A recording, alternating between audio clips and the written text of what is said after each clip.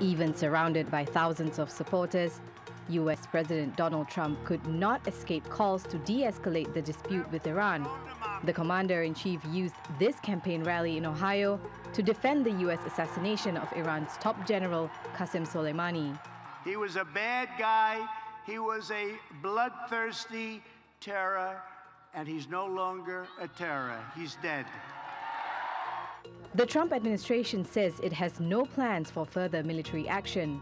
But in Washington, the U.S. House of Representatives wants to put a check on the president's powers. Lawmakers have passed a resolution to limit his ability to wage war. Speaker Nancy Pelosi urged her Republican colleagues in the Senate to follow suit. We must avoid war. And the cavalier attitude of this administration, it's stunning. And the president to say, oh, I inform you by reading my tweets. No, that's not the relationship that our founders had in mind. Iran also seems eager to avoid further violence. While it fired more than a dozen missiles at U.S. air bases in Iraq this week, officials say retaliation for Soleimani's killing would go no further. Our January 8th action against an air base in Iraq, from which the cowardly armed attack against Martyr Soleimani was launched, was a measured and proportionate response to a terrorist attack in the exercise of our inherent right to self-defense. The threat of a full-blown conflict in the Middle East had sent financial markets in freefall and caused a spike in oil prices. But with Washington and Tehran standing down, global stocks have rallied.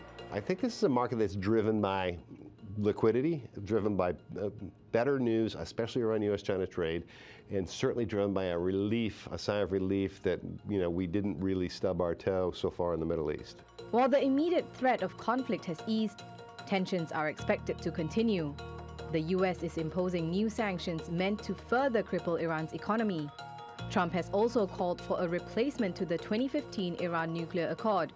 But in the wake of Soleimani's killing, analysts say Iran will be in no mood to negotiate. Laila Humairah, TRT World. Well, for more, we spoke to Luciano Zaccara, professor at Qatar University's Gulf Studies Center, who's also writing a book on Iranian foreign policy under President Hassan Rouhani. Joining him was Ramin Asghad, vice president at the investment firm First Pathway Partners. He was also a senior advisor to US Generals David Petraeus and James Mattis. It seems that there will be some sort of a strategic pause, an assessment of conditions on the ground. The claim that the goal was to have U.S. forces withdraw from the region seems to be somewhat far off. But this is the beginning of a process which seems to now be at strategic pause, and hopefully there will be some way to instill some dialogue into the process to continue de-escalating. Luciano, can I ask you the same question? Now, Donald Trump says Iran is probably going to stop its retaliation against the US. Do you think that's the case as well? Well, I think it seems possible, since Zarif said that he considered that the operation was done, that he considered that there was enough, the operation that they conducted yesterday in the two air bases. And it seems that Trump accepted that as enough retaliation for what the action that the United States decided to take the other day. So if both decide that it's enough, that we don't need to further escalate the situation, it seems that we're going to see at least a little bit more calm situation in the future. But it seems, but it depends on how this is accepted by both public opinions, both in Iran and the United States, because there is still doubt about whether there were people that they died or not. It depends on how you understand the situation and how you accept whether there were casualties or not. It will be more acceptable or not for both public opinions and for political and military establishment in both countries. Now, Ramin, can I ask you, as someone who's advised the former top US generals Petraeus and Mattis, Do you believe that this action that was conducted by Donald Trump against Qasem Soleimani was one that was warranted? We're told that it's something that US administrations in the past have considered, but I guess didn't ultimately pull the trigger. Do you think Trump was right in doing what he did? Trump, as commander-in-chief, made a decision that this was an appropriate countermeasure and that there was an imminent threat. Obviously, the imminent threat information is highly classified and isn't likely to be shared. Whether it was right to escalate at that level to someone that senior inside another sovereign country is something basically that, you know, those are the kinds of decisions that the president has to make.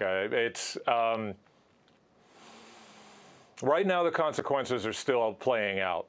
But it was a major escalation. It was one that had been contemplated before several times, and the president decided to pull the trigger. Okay. Now we'll see. We'll see. But essentially, that's the decision that was reached, and now U.S. military forces are on alert to respond to whatever happens. Now, Luciano, can I ask you about the wider consequences across the region? Obviously, in the wake of this attack against Soleimani, Iran has pledged not only to attack U.S. assets, but also its allies in the region, such as Saudi Arabia and the UAE, and of course its long-standing enemy, Israel.